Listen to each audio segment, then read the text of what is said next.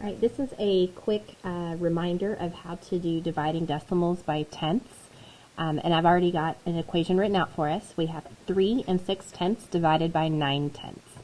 The first thing that we need to do is rewrite the equation. We need to have it set up so it looks like a long division problem. So I have my 9/10 on the outside. This is my divisor. I have my 3 6/10 inside the divider bracket, and that is my dividend. That's what's being divided. My next step, step 2, is to move the decimal in the divisor to the right one place to create a whole number. What this means is I'm going to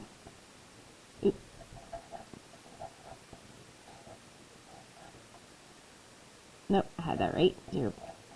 I need to move my decimal one place to the right to make my divisor a whole number, which would make it a 9. Now, I'm thinking about my powers of 10. When we started decimals, we actually learned about powers of 10. And I know that if I were to take my 9/10 and multiply that by 10, that would give me 9 as a whole number. And I'm just going to kind of jot down here so we can see 9/10 times 10 equals 9. I have 1 0, which means my decimal point moves one place to the right. Now, whatever I do to my divisor, I have to do to my dividend.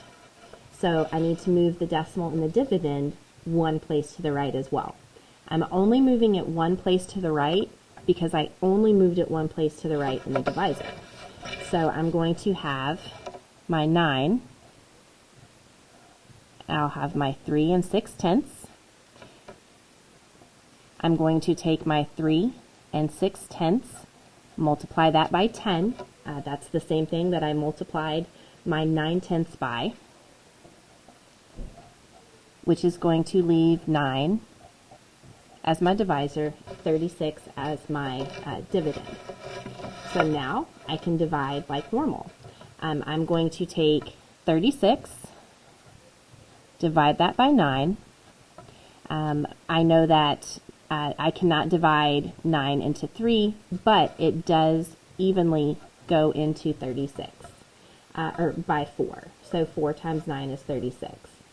I do not need to do anything else with decimal placement.